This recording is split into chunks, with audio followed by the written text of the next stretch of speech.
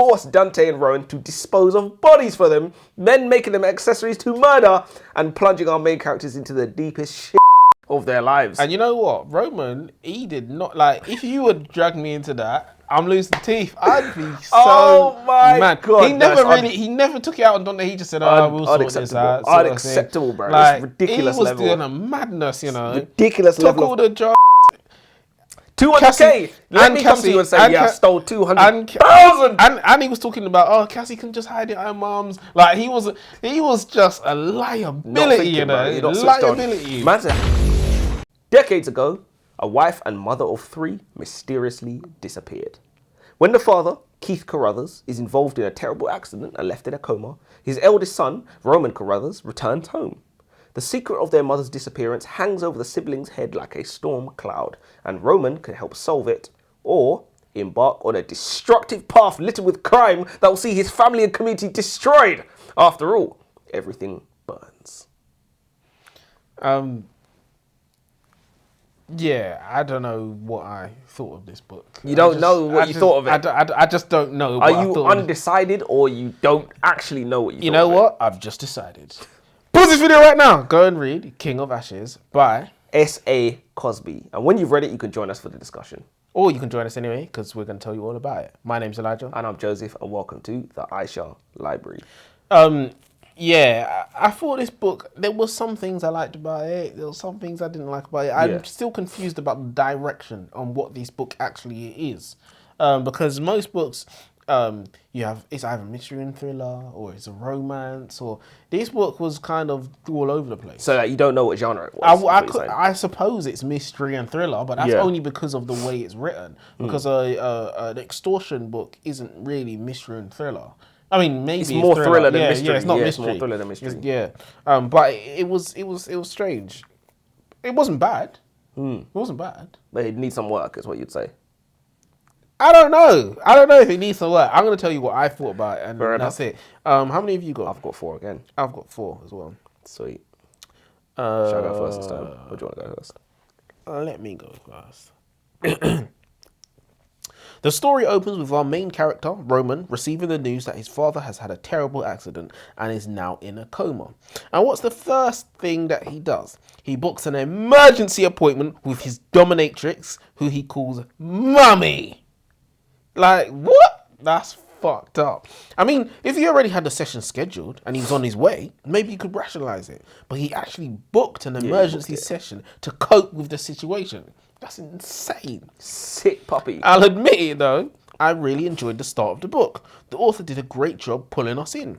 We're almost forced to respect the villains, Tranquil and Torrent, who show up in their first scene and absolutely brutalize Roman and Dante, shattering the entire front row of Roman's teeth and chopping off Dante's pinky finger. And then Tranquil drops the line, "If we don't get our money, we'll pay your sister a visit." Damn. Crazy. Damn. The fact that Dante thought it was a good idea to take 200k worth of drugs from gangsters that ruthless is wild, especially after we learned that he took a huge portion of those drugs himself. The author clearly wants to paint Dante as the loose cannon, but honestly, I think both brothers are equally screwed up. Do you agree? And what do you think of the beginning of the book? Did it hook you like it did me? First of all, 200k is insane. That you thought that was never going to come back to Yeah, you. Or like, they were just going to write it off. I think fair enough to take 200k and you flip it, no problem. But you can't be taking. You're taking that goes without saying. You taking the drugs, living it up, yeah, 100%. Crazy, crazy. Joke man, what an actual joke man. Should have left him. Yeah, no, you can't be doing that kind of thing. But I did think the violence in the book, this is why I said I thought it was kind of good, because the book was going in one direction and then it changed. Normally I don't like that, but I don't think it went in a good direction. There was like more action and stuff going on. Yeah, but just because it changed direction doesn't mean the other direction didn't have to have action. I think this book's always, I think the premise of this book is you're promised action. Yeah, regardless, whichever way you go, you're promised action. Well, you should be getting action anyway. But when I read like the blurb and stuff, like I was, it was more about the family kind of situation. Yeah. So I was picturing like one room, old house sort of thing, and then dad buried out back or whatever it is, or parents buried out back. Or the estranged child returns to the family home and the location of their long buried trauma. It's amazing how you start to see the same tropes in different books, almost as if there's nothing new under the sun. So, our protagonist is Roman Carruthers, a money manager from Atlanta, Georgia. He's drawn back to his childhood home when his long-estranged sister, Nevaeh, calls him back to visit his comatose father. Despite seeing it so many times, I quite like this trope. I think it can be quite powerful, especially since so many people can relate to difficult relationships with their siblings. Even though it's been done to death, but what hasn't been done to death? So I kind of like that trope. I feel like it sets the stage for something moving.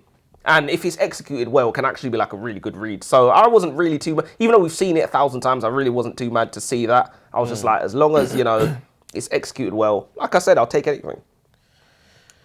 I think the strongest aspect of this book is the characters. The author did an impressive job bringing them to life, especially the gangsters, Torrent and Tranquil. Sure, it's not exactly difficult to write sadistic monsters who will torture you for looking at them the wrong way, but the execution still worked, and I appreciated that.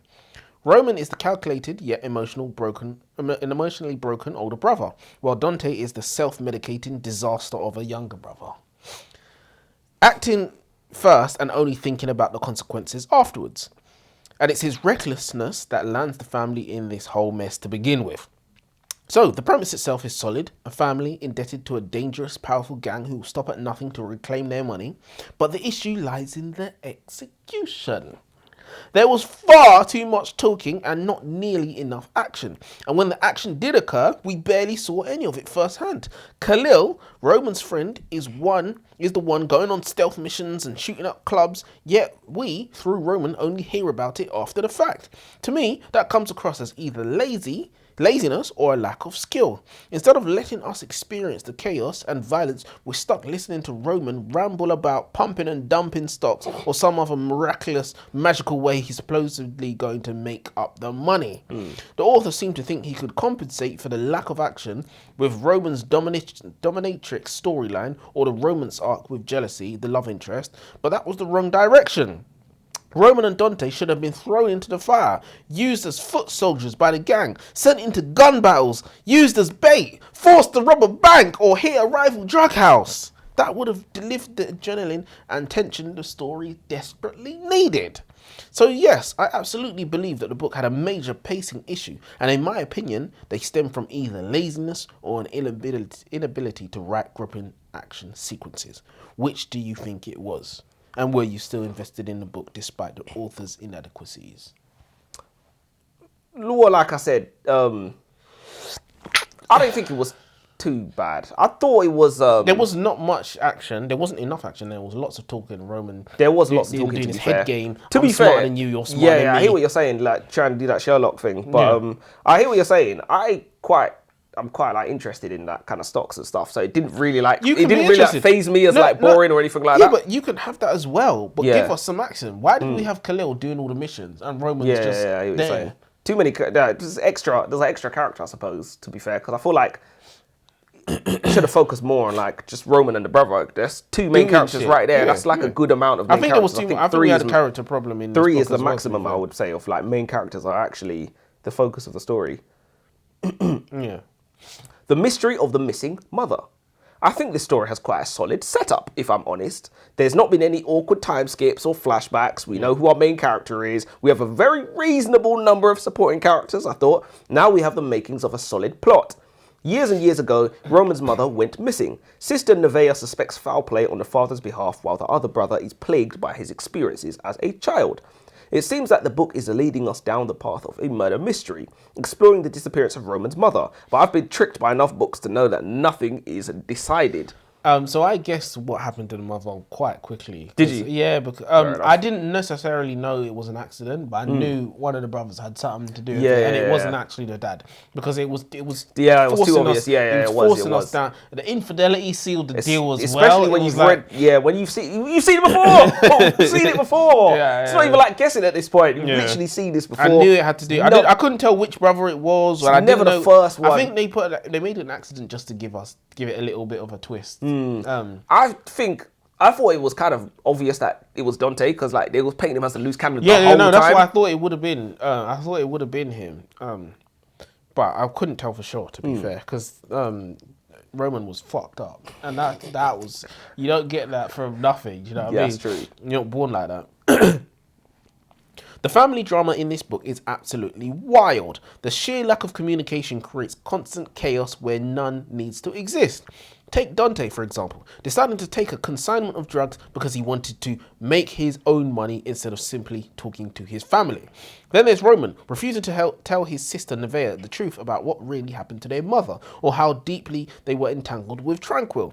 And Dante not telling Roman that Cassie was back in town after they explicitly told her to never to return. They saved her life when they were actually supposed to kill her, and she still came back. Also, why didn't they just go to the police? The story never gives a compelling justification for why they couldn't. Even when the police clearly said, if you're being extorted, we can help. It makes no sense because Roman had millions of dollars. He could have started over anywhere. It felt like the crematory was the only thing holding them to that town, which isn't believable as the sole reason to risk their lives. Another huge inconsistency, Nevaeh. Her entire worldview has been shaped by infidelity. She believes that her mother was cheating on her father and that her father killed her mother because of it. If that's what she truly believes, then why on earth is she sleeping with a married man? That decision makes absolutely no sense for her character. And then she threatens Chauncey, the married police officer, saying that if he arrests her brother for a crime he actually committed, she'll send his wife screenshots of every message he ever sent her. That's insane. Why do women think that's... the head movements for artistic license. Why do women think that's a power move? Lads, if your wife loves you, she'll forgive you. Am I right, Joseph? So the majority of this book is just drama. I think the author intended it to be a character-driven story about what happens when a good man is forced to do bad things, and at what point he crosses the line and becomes a bad person. Which brings us to the biggest question of all. Did Roman cross the line when he ordered Cassie's death? The gang boss, Tranquil, ordered Roman to kill Cassie and dispose of her body. Roman disobeyed, let her go, and begged her never to return, warning that coming back would put everybody in danger. And yet, less than 2 weeks later, Cassie returned to town, claiming she was bored, didn't know anyone outside of the area, and that her mum thought they should just go to the police. Cassie was defenseless, naive, and reckless. But did Roman go too far by having her killed? Bro, he said, what did I say? From long time, you know. Come back! Exactly. And he gave her a shot as well. She should have been dead a long time. He gave her the hotel. He gave her $1,000 to go up there. He said, I'll get you more money. Just don't come back. Do you know how far out of line of duty that is as well? Like, he went so far out of line of duty just for her. But that scene didn't really make any sense because, you know, they killed the boyfriend. And then they killed the gangster that was making them do it. So you could just kill the gangster first. That's true. And then that's actually true. It didn't make any sense. But yeah. So did he cross? Was he now a bad person for then having Cassie killed? I don't know if I would say now a bad person. I think if he's a bad person for that, he's probably always a bad person. But I think killing innocent people. He tried. Is she innocent? He tried. Is she innocent? She didn't deserve to die. But look, it's tough. But at the same time, what I would say about no, do you know what it was? Because I had something on my mind that I just forgot. No, it was about the what's her name, trying to blackmail the police officer. I was like, first of all, you're gonna force a man with power into a position where he feels like he has no choice. Crazy. What do you think the outcome of that is going to be? It's not gonna be good. Crazy. But it's and she told the wife for no reason as well. She told the wife. It's because they want to tell the wife, man. They want to do it. They want to have the sister solidarity moment, even though you've been fucking her husband. And it's not exactly. This is why I say to guys. I mean, it's important. I say to guys who have been caught cheating, I try and give them advice to get themselves out of the situation because think about it. You might think it's bad of me to do that, but we give murderers lawyers. So even people who have committed crimes, maybe I didn't think it was bad of you at all, but I do think that's a good point, though. For anyone who did, but think I say to guys, if you've been caught and somebody's blown the whistle on you, the first step is to get your missus to realise that they're not blowing the whistle because of out of the goodness of their heart. They're doing it to manipulate your self-serving reasons. You manipulate. So once you get your girl to see the manipulation and you can prove it and say, look, let me prove to you that they're not doing it out of the goodness of their heart. They're just trying to manipulate you. You get your girl's phone and reply something like, I don't know, you're just telling me because he wants me and he doesn't want you and he never wanted you, you're just plaything. And you'll see the veil slip from the reply that they come like, you fucking man. You know? Yeah, that calm, controlled facade. It'll melt away. And then you'll be off the hook very, very soon. But that's just... You ever considered being a lawyer? I'd be dangerous if I was. So do you think that's good advice, or have I gone down a path you can't follow? It could be a bit of both, to be honest. That is good advice that I can't follow, but no, it is true, to be honest, because like when somebody obviously comes into your relationship and it's now like, especially if this is the person that he was cheating with, like, hold on, so why, if you're such a good person, why was the situation happen? I like that point, but there's a point you made. You said something like, why would I tell somebody about their partner's infidelity? Their relationship's none of my business. If the woman needed money, I'm not going to give her money. Yeah, you know what I mean? yeah, exactly. Why am I? Exactly. You're not going to address all of her problems. She needs to go doctors or what. You're not going to sort that out. So it's just like, yeah, it's a bit. Obviously, it's self-serving reasons. People people thinking they're the main characters in other people's lives. Is it me next, or is it you next? It's you. Is it me? I love the turn that the story has taken. Instead of being a boring family biopic confined to one location, we've been plunged into action. Little brother Dante has fallen into trouble with some loan sharks, with his debts rising to such a severity that the gang, the BBB, have taken off his finger. Yeah, it's crazy. Big brother Roman rides to the rescue using his financial acumen to smooth over the situation. They end up digging an even deeper hole for themselves when the BBB force Dante and Rowan to dispose of bodies for them, then making them accessories to murder and plunging our main characters into the deepest shits of their lives. And you know what? Roman, he did not, like, if you would drag me into that, I'm losing teeth. I'd be so mad. God, he never took it out on Dante. He just said, we'll sort this out. Unacceptable, bro. Like, it's ridiculous he was level. doing a madness, Ridiculous took level. Took all the drugs.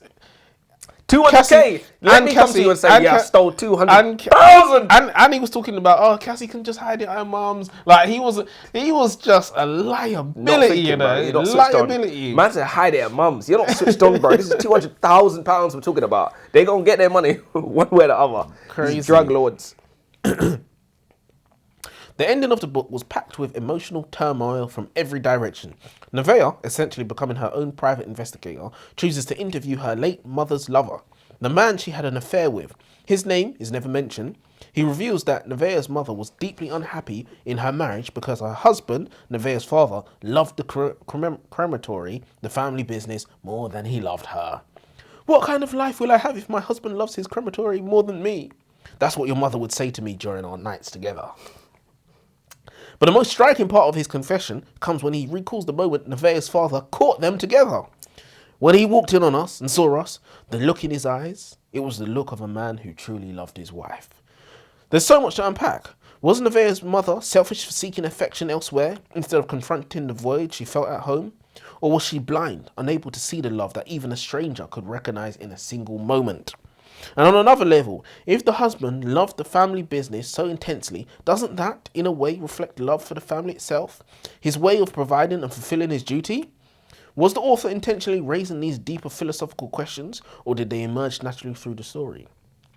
I think the author really demonstrated skill in the final stretch of the book, especially with Chauncey, the police officer, blackmailing Roman, and then double-crossing him on top of that. It was a brilliant display of manipulation and tension. But the true icing on the cake is Nevaeh's storyline. Convinced that her father was responsible for their mother's disappearance because of her infidelity, Nevaeh decides to take justice into her own hands, and she makes the devastating choice to switch off her father's life support, killing him. And then comes the brutal gut punch revelation. Her father never killed their mother. Her death was an accident caused by the younger brother Dante. Every tragedy could have been avoided if Rowan simply had told Nevaeh the truth from the beginning. Yep. It raises a powerful question. Are Roman and Nevaeh equally responsible for their father's death? Is Nevaeh's guilt lessened because she acted under false beliefs? Or is Roman's silence a heavier sin because it set everything in motion? Yeah, through his inaction, he just caused a bunch of fuckery. So, does he deserve prison time? Can you go to prison for inaction? I don't know if legally you can. No, can but you? No. Does he deserve? Oh, your discretion now, because Nevaeh, surely it's natural for you to want. Wait. Let me finish. Surely it's natural for you to want to restore the balance and seek justice for somebody who's killed your mother. That's only natural. You don't think it's natural to want to kill somebody? I want to, but I don't think it's natural to do it. You don't do it. I don't know. I think it's natural to want to exact pain or harm. Yeah, it's natural to want to lash out at somebody. To switch off. But she didn't actually switch off his machine, but she did something very, very simple. It's And not like it's less it wasn't personal. brutally. Yeah, It wasn't it's less brutally. personal, like Yeah, do you stabbing know or what I mean? whatever. I think I it's hear what you're natural. saying, but I don't think you should like be let off by any stretch I'm of the not saying imagination. let off. I know you're not. I'm not saying, just but what I'm saying is Roman, by not telling the truth when he could have done, and he allowed Nevaeh to believe. He did say, "Oh, dad didn't do it. Dad didn't," but he did allow her to believe that the dad did it. The pertinent question that I think we need to be asked is: did anybody make Nevaeh do what she did? If no, then you can't lessen I think her her guilt. hand was forced, as I said to you. Forced. If you are led to believe that, Forced. I think she had no choice. No choice. I think she had. She had to. I think she had.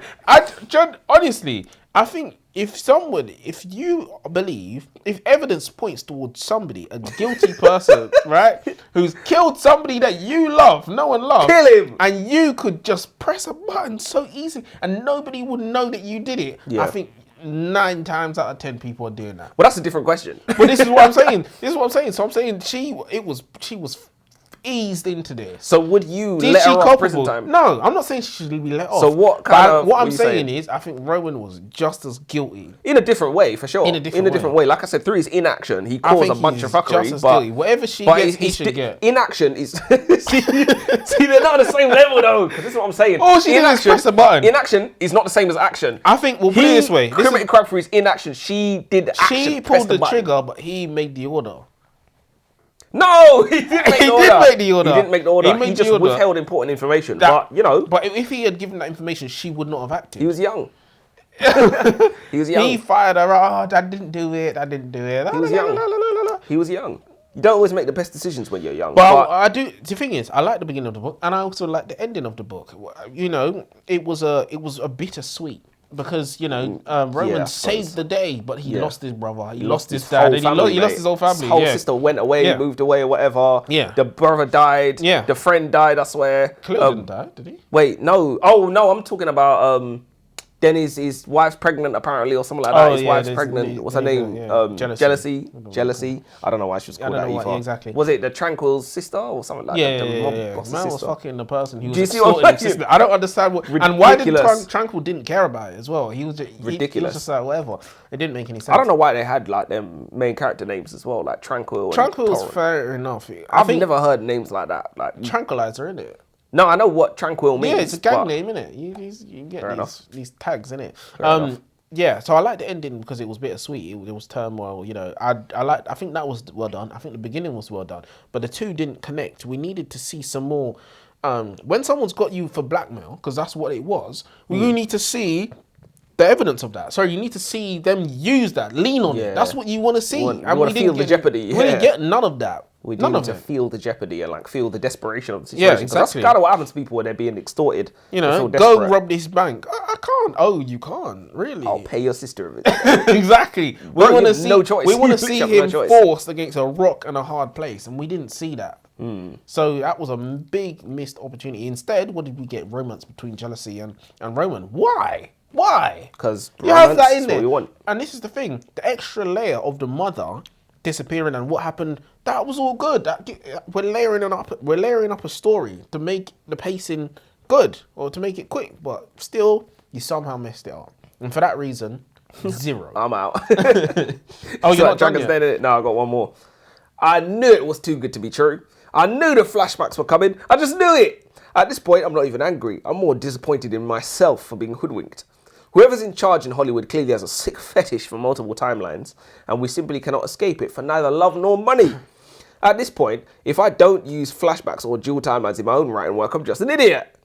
So, through flashbacks, it is revealed to us that as children, Dante and Roman confronted their mother about her dirty, dirty cheating, and her death, a tragic accident, was actually covered up by the father.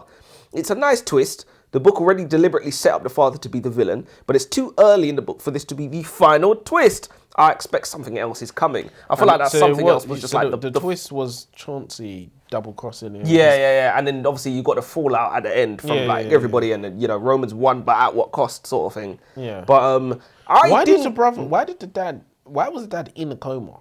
I mean, not why. No. Yeah. I mean, like, why did the author choose that? Because he could have just That's a been good point. bedridden. We could have maybe had some some advice, some back and forth, them going to visit the dad and say, oh, we're Bro, I stuck. thought he could have been dead as well. He could have like passed Yeah, away and I then don't he's gone back understand. home for the funeral sort All of right, thing. That's... do you know what? I like the ending where Nevaeh kills the dad. I did like that, but it was just weird. It felt a bit of a waste to just have dad in a coma the whole film. We never saw any part of him. And he's such a big character as well, and he just doesn't do anything. It was a bit weird. It was strange. It was strange. But yeah, execution. I think this book could have been very good. And it was good. And you can't, be angry. There's a lot of things in there that I've seen thousands of times, but I'm not really using that as a con necessarily because I just feel like a lot of them were actually fairly well executed. I'm just like, you haven't done too much with the twists. And then obviously my favourite bit with the dominatrix calling her mummy. That was my favourite bit Crazy. too. It's crazy. How do you do that with a straight face? Birds of a feather flock together. That's crazy, man. So you couldn't do that for love nor money. I don't know what would be worse, being the customer or the... the dominator tricks. That's crazy. I know, I'd choose. Get that riding crop out. Crazy. So if you're done, would you recommend a book, and what did you think of it out of 5? I actually would recommend it, funnily enough. I think it's pretty solid, all things considered, but how to be do you honest. gauge who to recommend this to? Because That's a good question. murder mystery, thriller, Both. All of them. BOAF, both.